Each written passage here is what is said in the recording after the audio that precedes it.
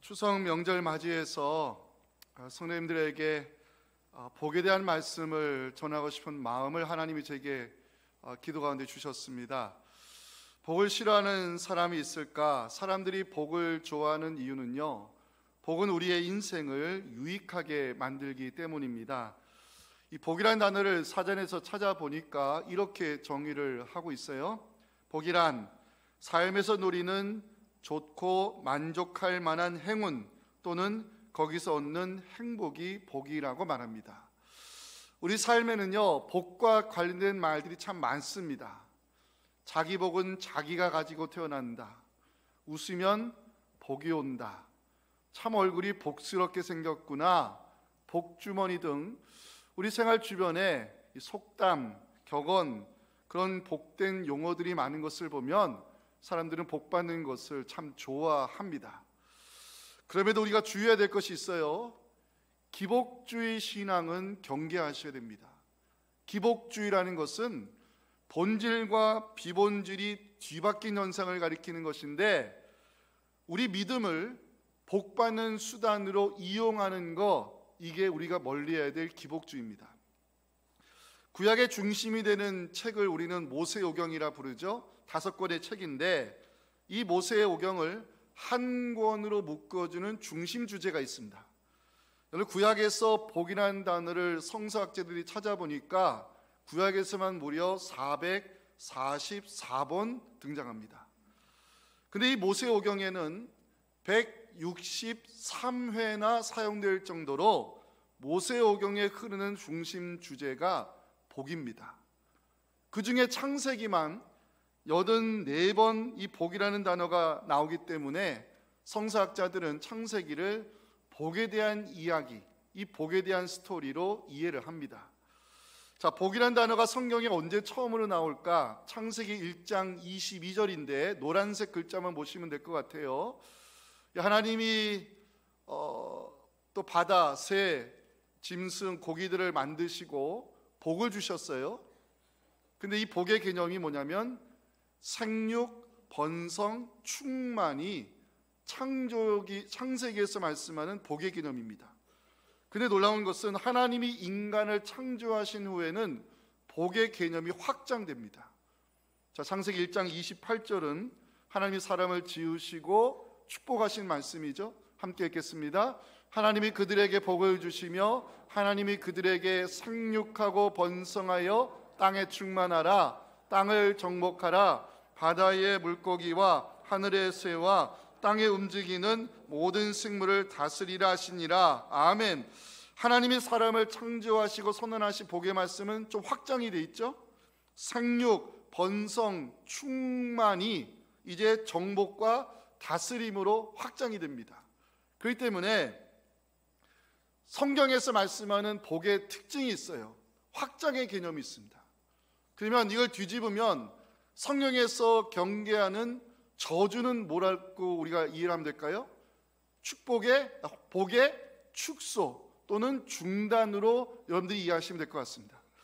자, 하나님이 믿음의 조상이 될 아브라함을 부르시면서 복의 말씀을 선포하시는데 창세기 12장 1절에서 3절에서 그 하나님이 아브라함을 믿음의 조상으로 부르시는 장면에서 이 복이라는 단어가 무려 명사형, 동사형 합쳐서 5번이나 언급이 되고 있습니다.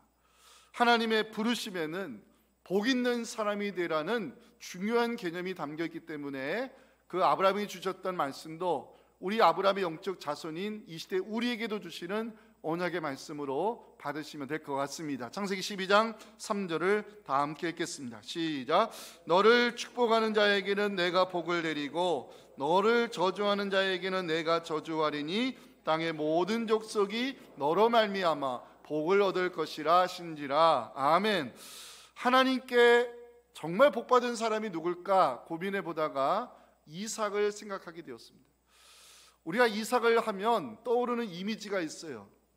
아브라함과 야곱이라고 하는 우산에 가려가지고, 그늘에 가려가지고 그저 그냥 아브라함과 야곱을 연결짓는 연결고리 정도로 이해하시는 분들이 있는데, 실제로 이삭의 인사기는요, 아브라함이나 야곱, 요셉처럼 파란만장한 사건이 없습니다.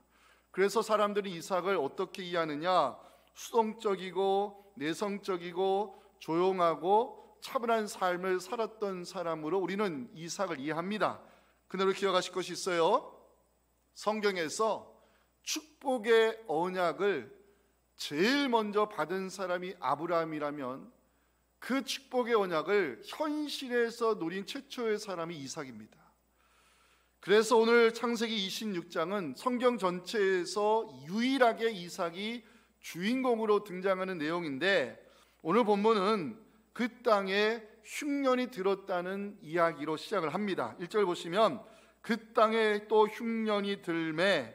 자, 흉년은 기근을 의미하겠죠. 이삭은 이 기근의 문제를 해결하고자 어디로 가려 했느냐? 아브라함처럼 애굽으로 내려가려 했습니다. 그런데 하나님이 막으셨습니다. 오늘 2절이 되게 중요한 말씀이에요. 같이 한번 읽어봅니다. 시작. 여호와께서 이삭에게 나타나 이르시되 애굽으로 내려가지 말고 내가 네게 지시하는 땅에 거주하라 말씀했습니다. 자, 이렇게 말씀하시는 이유가 뭘까요? 이삭에게도 가족이 있잖아요. 이 기근의 문제를 해결해야 되잖아요. 애굽으로 내려가면 해결이 되는 거예요. 그런데 하나님 막으셨어요. 이유가 있습니다. 이삭에게 복을 주기 위함이었습니다. 3절과 4절 같이 한번 읽어봅니다. 시작. 이 땅에 거류하면 내가 너와 함께 있어 내게 복을 주고 내가 이 모든 땅을 너와 네 자손에게 주리라. 내가 네 아버지 아브라함에게 맹세한 것을 이루어 내 자손을 하늘의 별과 같이 번성하게 하며 이 모든 땅을 내 자손에게 주리니 내 자손으로 말미암아 천하 만민이 복을 받으리라 선포했습니다. 이삭은 이 말씀에 어떻게 반응했을까요? 오늘 설교의 핵심이 6절입니다. 이삭이 하나님 말씀대로 그랄에 거주하기를 결심했습니다. 말씀을 묵상하는 가운데 질문을 던져봤습니다. 하나님 이삭에게 왜 애굽으로 내려가지 말라 말씀하신 것일까? 하나님이 이삭에게 약속하신 복이 무엇일까? 이삭이 어떻게 하나님 지시하신 땅 그랄에 머물 수 있었을까? 자, 오늘 여호와께 복을 받은 자라는 제목으로 말씀 나눌 때 우리 모두 이삭처럼 축복의 언약이 현실에서 누릴 수 있는 은혜로 나타날 수 있기를 주님의 이름으로 축복합니다. 첫째 메시지 중요해요. 같이 한번 읽어봅니다. 시작. 여호와께 복을 받은 자 되기 위해서는 갈대 지팡이를 의지하지 말고 순종의 자리를 지켜야 합니다. 오늘 본문 1절은 그 땅에 흉년이 들었다는 기사로 시작을 합니다. 자, 흉년, 기근, 굶주림, 생존의 문제잖아요. 그래서 이삭이 가족들을 데리고 살고자 애굽으로 내려가려 했어요. 아브라함 때나 이삭 때나 흉년이 들면 사람들이 애굽으로 내려가는 이유가 있어요. 애굽에는 나일강이 흐르기 때문에 풍성과 번영의 상징으로 사람들이 인식하고 있었어요. 그런데 하나님은 이삭에게 애굽으로 내려가지 말고 내가 네게 지시하는 땅에 거류하라 2절에서 하나님 말씀했어요. 궁금했습니다. 하나님께서 기근의 문제로 고통받는 이삭에게 왜 애굽으로 내려가지 말라 말씀하시는 것일까? 왜 내가 네게 지시하는 그 땅에 머물라 말씀하시는 것일까? 여기에 우리가 드려야 될 메시지가 있습니다. 첫째, 여호와께 복을 받은 자 되기 위해서는요, 눈에 보이는 갈대 지팡이를 의지해서는 안 되기 때문입니다. 당시 애굽은요, 사람들이 기근의 문제를 해결하기 위해 몰려들 정도로 풍요로웠고 번성하는 제국이었습니다. 근데 성경은요, 그 잘 나가는 애굽을 갈대 지팡이라고 부릅니다. 요즘 새벽 기도 시간에 에스겔서를 강의하고 있는데 에스겔 29장을 제가 설교할 때 에스겔서 28장부터 32장 28, 29, 30, 31, 32 이 5장 여기 전체가 다 애굽에 대한 심판의 말씀이 방대하게 기록이 되어 있다고 설명을 드린 적이 있습니다. 자, 하나님이 왜 애굽을 심판하시는 걸까? 에스겔 29장 6절에서 그 이유를 찾을 수 있습니다. 함께 읽겠습니다. 애굽의 모든 주민이 내가 여호와인 줄을 알리라.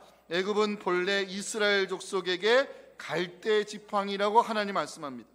이스라엘은요, 주변의 강대국들이 예루살렘을 침략해 올 때 지리적으로 가까운 애굽에 도움의 손길을 요청했습니다. 애굽은 이스라엘을 도울 수 있는 강대국이었고요, 막강한 군사력을 가진 나라입니다. 애굽은 이스라엘이 위기 상황에서 손을 내밀 수 있는 지팡이 같은 나라였습니다. 하지만 하나님은 남유다를 징계하신 후 에스겔 선지자를 불러가지고 에스겔서 28장부터 32장 이 5장에 걸쳐서 애굽을 심판하시는 이유를 낱낱이 말씀했습니다. 그러면서 하나님 애굽을 갈대 지팡이라고 부르셨습니다. 여러분, 지팡이는 뭘로 만들어야 되는 거예요? 지팡이는 단단한 나무로 만들어야 도움이 되는 거죠. 그런데 성경이 애굽을 갈대 지팡이라 부르는 이유는 애굽은 이스라엘의 진정한 도움이 되지 못했기 때문입니다. 자국의 이익에 따라 이기적으로 선택하고 판단했던 애굽의 정책 때문에 이스라엘은요, 그 애굽의 손길을 내밀 때마다 더 나라가 어려운 층에 빠졌던 것이 사실입니다. 그래서 하나님 애굽을 갈대 지팡이라 부르면서 내가 너를 심판으로 다스리겠다 하시면서 애굽이 다시는 이스라엘의 의지가 되지 못할 것을 에스겔 29장 16절에서 말씀했습니다. 그들이 다시는 이스라엘 족속의 의지가 되지 못할 것이요, 이스라엘 족속은 돌이켜 그들을 바라보지 아니하므로 그 죄악이 기억되지 아니하리니 내가 여호와인 줄을 그들이 알게 될 것이다. 자, 여러분들 이제 2절 말씀 다시 보십니다. 제가 2절 중요하다고 그랬잖아요. 하나님이 이삭에게 애굽으로 내려가지 말라 말씀했습니다. 애굽은 갈대 지팡이와 같기 때문에 여호와께 복을 받은 자 되기 위해서는 눈에 보이는 힘을 의지해서는 안 된다고 하나님 말씀하고 있습니다. 우리가 진정 의지해야 될 것은 모든 것의 주인 되시는 하나님이어야지, 눈에 보이는 갈대 지팡이 애굽을 의지해서는 우리가 여호와께 복을 받지 못함을 성경이 우리에게 가르치고 있습니다. 두 번째 질문, 왜 하나님은 이삭에게 내가 네게 지시하는 땅에 머물라 말씀하셨을까? 하나님의 복은요, 순종의 그릇을 통해 담기기 때문입니다. 하나님이 이삭에게 축복의 약속이 되는 말씀을 들려주시는데 그게 3절과 4절입니다. 제가 한번 읽겠습니다. 이 땅에 거류하면 내가 너와 함께 있어 내게 복을 주고 내가 이 모든 땅을 너와 내 자손에게 주리라. 내가 네 아버지 아브라함에게 맹세한 것을 이루어 내 자손을 하늘의 별과 같이 번성하게 하며 이 모든 땅을 내 자손에게 주리니 내 자손으로 말미암아 천하 만민이 복을 받으리라. 여기에는요 4가지 복이 언급이 되는데 중요한 것은 3절에 나오는 7글자 이 땅에 거류하면, 이 땅에 거류하면, 내가 네게 지시하는 땅에 머물면, 네가 순종의 자리를 지키면 하나님이 약속하신 복이 있습니다. 첫 번째 복, 오늘 시온 찬양대가 불러주셨는데요, 내가 너와 함께 할 것이다. 이 말씀을 하나님이 제일 먼저 들려주셨습니다. 3절 가셔서 표시해 주세요. 내가 너와 함께 있어. 24절 마지막에 가셔서 표시해 주세요. 내가 너와 함께 있어. 여러분 잘 들으세요. 성경에서 내가 너와 함께 있어 이 말씀을, 이 약속의 말씀을 제일 먼저 들은 사람이 바로 이삭입니다. 하나님께서 이삭과 함께 하시는 말씀은 보호의 축복으로 나타납니다. 이삭이 하나님 말씀대로 애굽에 내려가지 않고 하나님 지시하신 그랄에 머물렀습니다. 그런데 문제가 생겼습니다. 사람들이 이삭의 아내 리브가의 미모에 반해가지고 소문이 돌았습니다. 이삭의 아내 리브가를 누이라 말하는 이유가 7절에 나오지요. 리브가는 보기에 아리따움으로 그 백성이 리브가로 말미암아 자기를 죽일까의 두려운 마음에 자기 아내 리브가를 누이라고 불렀습니다. 하지만 하나님은요 블레셋의 최고 권력자 아비멜렉을 통해서 이삭과 리브가를 보호해 주시면서 내가 너와 함께 할 것이다, 이 첫 번째 약속의 말씀을 이루어 주셨습니다. 그게 11절입니다. 아비멜렉이 이에 모든 백성에게 명하여 이르되 이 사람이나 그의 아내를 범인인 자는 죽이리라고 명령을 내립니다. 두 번째 하나님이 이삭에게 약속하신 복은 땅의 기업입니다. 3절 보시면 하나님이 이삭에게 이 땅에 거류하면 이 모든 땅을 너와 내 자손에게 주리라 약속했습니다. 여러분 구약에서 선포하는 복의 양대 개념이라는 것이 있어요. 하나는 땅의 기업에 대한 약속이고 또 하나는 자손의 번성함에 대한 약속입니다. 하나님은 아브라함을 인도해 가실 때 가나안 땅을 너 자손에게 주겠다 약속했습니다. 창세기 12장 7절, 내가 이 땅을 네 자손에게 주리라. 아브라함이 받았던 축복의 언약이 이삭에게 지금 전수되고 있고요, 이삭이 받았던 이 약속의 땅에 대한 말씀이 그 후손들에게 전해지면서 여호수아 시대에 와서 그 땅을 정복하는 놀라운 성취의 기사로 성경에 남게 되는데, 여호수아 21장 45절은 믿음의 조상들로부터 물려받았던 그 축복의 땅을 여호수아가 차지하면서 성경에 이 간증 고백을 남겨놨습니다. 함께 읽어볼까요? 여호와께서 이스라엘 족속에게 말씀하신 선한 말씀이 하나도 남음이 없이 다 응하였더라. 아멘. 하나님 이삭이 약속하신 축복의 언약 세 번째는 자손의 번성입니다. 4절 보시면 내 자손을 하늘의 별과 같이 번성하게 하며, 하나님 이삭에게 자손의 번성을 약속하고 있는데요, 이 번성의 축복은요, 창세기에서 선포하는 창조의 복입니다. 하나님은 사람을 지으시고 생육하고 번성하라 말씀하셨죠. 또한 사람들이 죄 지은 후에 홍수로 다 쓸어버린 다음에도 노아와 그 가족들에게 이 번성의 축복을 선포합니다. 창세기 9장 7절, 너희는 생육하고 번성하며 땅에 가득하여 그 중에서 번성하라 하나님 말씀했습니다. 네 번째 하나님 약속하신 복은, 언약의 축복은 바로 내가 너를 언약의 계승자로 세워주겠다고 4절 마지막에 말씀합니다. 내 자손으로 말미암아 천하 만민이 복을 받으리라. 이 말씀은 아브라함이 받은 축복의 언약의 말씀입니다. 근데 이 말씀을 동일하게 이삭에게 선포한다는 것은 하나님이 이삭을 언약의 계승자로 세워주시겠다는 약속의 말씀으로 해석할 수 있습니다. 하나님은 이삭에게 네가 그 땅에 거류하면 내가 너와 함께 할 것이고 이 땅을 너와 내 자손에게 줄 것이고 내 자손이 번성하게 할 것이며 내가 너를 언약의 계승자로 세워주겠다 약속했습니다. 여기에 조건이 붙지요. 네가 진정 여호와의 복을 받은 자 되기 원한다면 아브라함의 순종을 네가 따라야 된다라고 하나님 5절에서 말씀합니다. 우리 5절 중요합니다. 함께 읽어봅니다.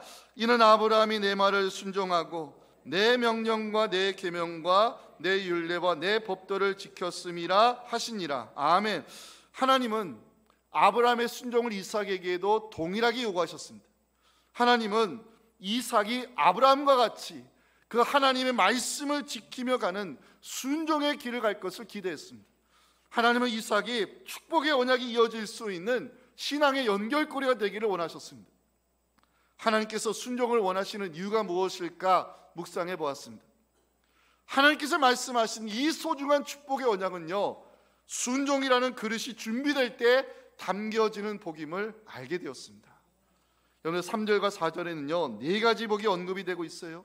하나님이 함께 하심, 땅의 기업, 자손의 번성, 그리고 언약의 계승자, 믿음의 길을 걷는 우리가 사모하는 축복 아닙니까? 여기에 조건이 있습니다. 눈에 보이는 갈대 지팡이를 의지해서는 안 됩니다. 순종의 그릇을 준비해야 합니다. 그래서 여러분들에게 권면합니다. 5절 가셔서 두 단어 밑줄 그어주세요. 순종하고 지켰음이라. 우리가 지켜야 될 자리가 있습니다. 순종의 자리입니다. 우리가 지켜야 될 것이 있습니다. 하나님의 말씀입니다. 만약 이삭이 순종의 자리를 포기하고 애굽으로 내려갔다면, 눈에 보이는 갈대 지팡이를 의지하고자 그 땅을 떠나버렸다면, 지금 창세기 26장에 실현되고 있는 그 축복의 언약을 이삭이 현실에서 누리지 못했을 것입니다. 여러분, 이삭이 여호와께 복을 받은 이유는요, 6절 때문입니다. 이삭이 하나님 말씀하신 대로 그 아래 거주하기를 결단했습니다. 이삭이 선택한 것은 눈에 보이는 갈대 지팡이가 아니라 하나님의 말씀이었습니다. 이삭이 선택한 것은 풍요로운 애굽이 아니라 순종의 땅이었습니다. 이삭이 선택한 것은 바로 하나님이 지시하신 약속의 땅이었습니다.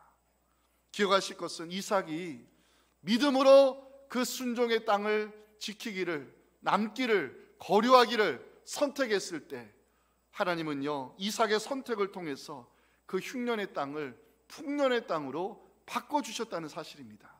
12절 말씀을 다 함께 읽겠습니다. 시작. 이삭이 그 땅에서 농사하여 그 해에 100배나 얻었고 여호와께서 복을 주셨다고 성경은 기록합니다. 성경은 이삭이 여호와께 복을 받은 자 되어서 그 땅에서 그 해에 100배의 소출을 얻었다고 증거합니다. 이 100이라는 숫자는요, 성경의 문학적 표현인데 최고의 수확을 가리키는 표현입니다. 기억하실 것은요, 믿음의 족장들 가운데 농사를 지어서 그 땅에서 100배의 소출의 기적을 만든 사람은 이삭밖에 없습니다. 이것은요, 창세기의 흐름을 바꾸어 놓는 획기적인 변화입니다. 오늘 아담과 하와가 죄를 짓고 하나님께 징계를 받죠. 남자는 남자로서 수고하여 땀을 흘려야 소득을 얻고, 여자는 여자로서 해산의 고통으로 하나님이 징계를 내리셨어요. 그래서 여러분들 한자로 남자 보면 밭전자에 힘력자 들어가 있죠. 여자 여자는 배가 불룩합니다. 이게 창세기에 언급되는 최초의 사람들이 받은 징계가 그 한자 속에 담겨 있어요. 근데 놀라운 것은 그 사람들 때문에, 그 죄 지은 사람들 때문에 그 땅도 저주를 받았다는 거예요.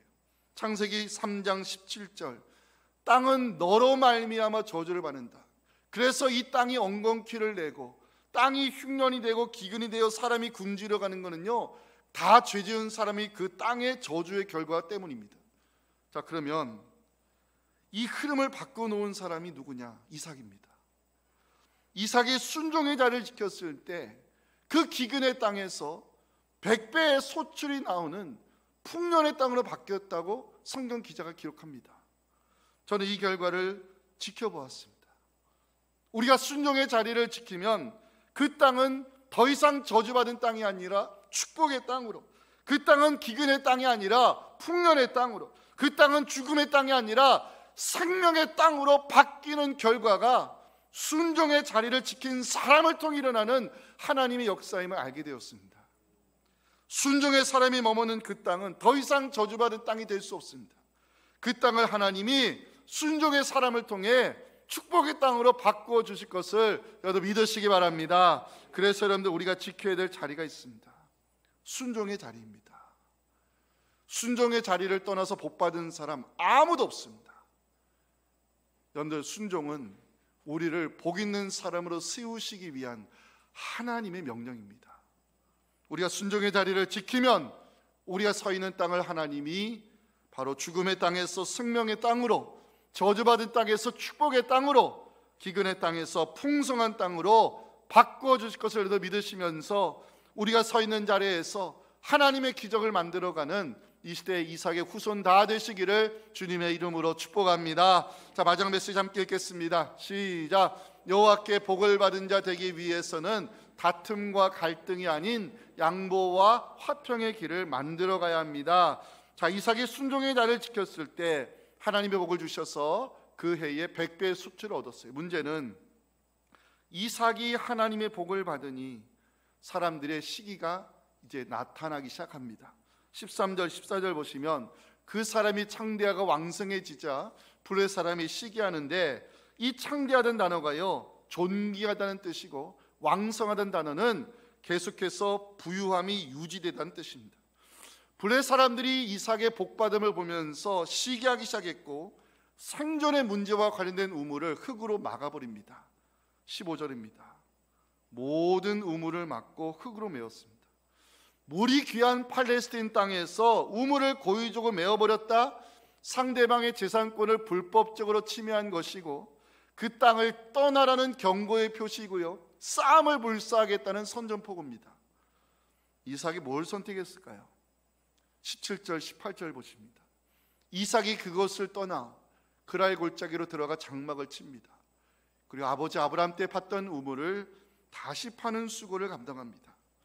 이삭이 선택한 것은 양보와 화평이었고요, 그것을 떠나 우물을 다시 파는 수고를 선택합니다. 다행스럽게도 이삭의 종들이 3군을 얻었다고 19절은 기록을 하고 있죠. 문제는 그랄의 목자들이 여기까지 쫓아와서 이삭의 목자들과 다투면서 이 물은 우리의 것이라 억지를 주장하면서 결국 이삭이 어렵게 확보한 우물을 또 또다시 뺏기는 장면이 20절에 나옵니다. 그리고 이삭은 그 우물 이름을 에색이라 지었습니다. 에색인 다툼이란 뜻입니다. 자, 이삭이 이번에도 어떻게 했을까요? 다툼과 갈등이 아닌 양보와 화평을 선택하며 또 다른 우물을 파는데 거기서도 다툼이 일어났다고 21절은 기록하고 있습니다. 또 다른 우물을 팠더니 그들이 또 다툼으로 이삭이 그 우물 이름을 신나라 지었습니다. 자, 문제가 생길 때마다 이삭은 다툼의 자리를 피했고요.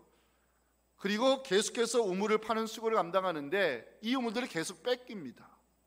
그리고 첫 번째 뺏긴 우물을 바로 에색이라 지었는데 이 에색, 겉 문자적으로는 다툼을 가리키는 단어지만 히브리어에서는요, 다툼 이상의 의미, 강탈의 개념이 들어가 있습니다. 강제적으로 뺏겼다는 뜻입니다. 두 번째 이름이 신나, 21절에 나오죠. 이 신나는 단어가 무서운 단어예요.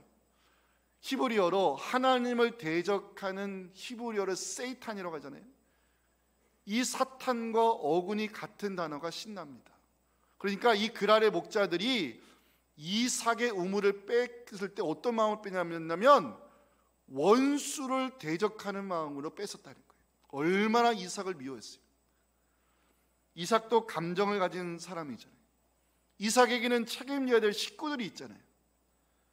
하지만 이번에도 이삭은요, 다툼과 갈등이 아닌 양보와 화평의 길을 선택하면서 또다시 옮겨 우물을 파는데 놀라운 결과가 일어납니다. 22절을 다 함께 읽겠습니다. 시작. 이삭이 거기서 옮겨 다른 우물을 팠더니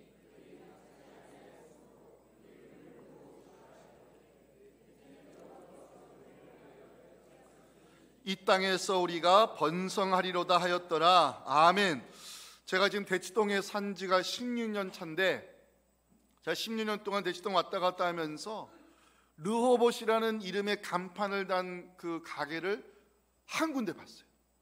제가 그 이름을 보고 우와, 저 가게 주인이 정말 성경인데 뭘 좀 아시는 분이구나 속으로 감탄한 적이 있는데요. 르호봇, 히브리어로 넉넉한 공간이란 뜻입니다. 다툼과 갈등이 아닌 양보와 화평의 길을 선택하는 이삭에게 하나님은 다툼을 멈추게 하셨고 넉넉한 공간 르호봇의 땅에서 번성하도록 축복해 주십니다. 이삭이 다툼과 갈등이 아닌 양보와 화평의 길을 선택했을 때 하나님은 이삭을 영향력 있는 사람으로 세워주시는데요. 26절 보실까요? 누가 지금 찾아옵니까? 아비멜렉이 군대장을 앞세워가지고 이삭에게 찾아와 화친 조약을 맺을 것을 먼저 제안합니다.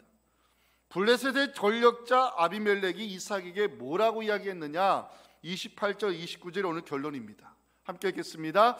그들이 이르되 여호와께서 너와 함께 계심을 우리가 분명히 보았으므로 우리의 사이 곧 우리와 너 사이에 맹세하여 너와 계약을 맺으리라 말하였노라. 너는 우리를 해하지 말라. 이는 우리가 너를 범하지 아니하고 선한 일만 내게 행하여 내가 평안히 가게 하였음이니라. 이제 너는 여호와께 복을 받은 자니라. 아멘. 아비멜렉은요, 이삭이 흉년에도 애굽으로 내려가지 않고 하나님이 지시하신 땅에 머무는 것을 보았습니다. 아비멜렉은요, 이삭이 기근의 땅에서 농사를 짓는데 그 해에 100배의 수출을 만드는 기적을 보았습니다.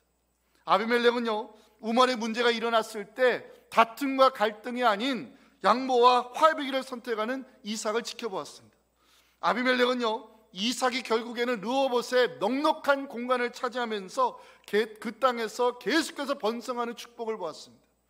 아비멜렉은 이삭의 인생 가운데 보이지 않는 그의 인생을 지키시고 축복하시고 그의 인생을 좀 더 넓혀가시는 보이지 않는 신적 존재를 보았던 것입니다. 그래서 아비멜렉이 이삭에게 고백합니다. 여호와께서 너와 함께 계심을 우리가 분명히 보았으므로 너는 여호와께 복을 받은 자니라. 이 말씀을 한 주석가는 이렇게 해석하더라고요. 이것이 우리가 선교의 현장에서 보여줘야 될, 이것이 우리가 안 믿는 사람들에게 보여줘야 될 복음의 접촉점이 되는 성도의 복된 인생이라고. 그래서 이 말씀을 여러분들에게 선포합니다. 하나님께서 여러분들과 함께 하심을 보여주시기 바랍니다. 하나님이 함께 하시는 자가 이런 복을 받는다는 것을 보여주시기 바랍니다. 그래서 많은 세상 사람들이 우리를 찾아와서 우리는 너의 당신을 보면서 하나님의 함께 하심을 보았고 하나님의 살아계심을 보았고 당신은 여호와께 복을 받은 자임에 분명하다는 이 고백을 따라 그들이 우리의 인도함을 따라서 우리 복의 근원 되시는 하나님을 만나 우리 이 시대에 우리 모든 성도님들이 영향력 있는 복음의 접촉점으로 살아가시기를 주님의 이름으로 축원합니다. 하나님 감사합니다. 오늘 추석 명절 주일을 맞이해서 정말 저희들에게 복된 말씀 들려주셔서 감사합니다. 오나 없는 것은 우리가 여호와께 복을 받은 자 되기 위해 먼저 우리가 순종의 자리를 지키기 원합니다. 축복의 언약을 받는 것도 중요하지만 그 축복의 언약이 순종이라는 그리스도에 담겨질 것을 우리가 알았사오니 우리가 순종의 자리를 지키며 나아갈 때 하나님 우리를 통해 축복의 언약이 삶에서 실현되는 은혜를 허락하여 주시옵소서. 사내과의 관계 속에서 다툼과 갈등이 아닌 양보와 화평의 길을 만들어 나갈 때 하나님 우리의 인생을 누워봇 넉넉한 인생으로 세워주시옵시고 영향력 있는 사람들로 세워주셔서 많은 사람들에게 하나님이 함께 하시는 자가 이런 복을 받는 것을 보여주면서 복음의 접촉점으로 사랑하는 우리를 통해 구원의 열매가 이번 색시명 축제를 통해 많이 맺혀지게 하여 주시옵소서. 예수님의 이름으로 축복하며 기도하옵나이다. 아멘.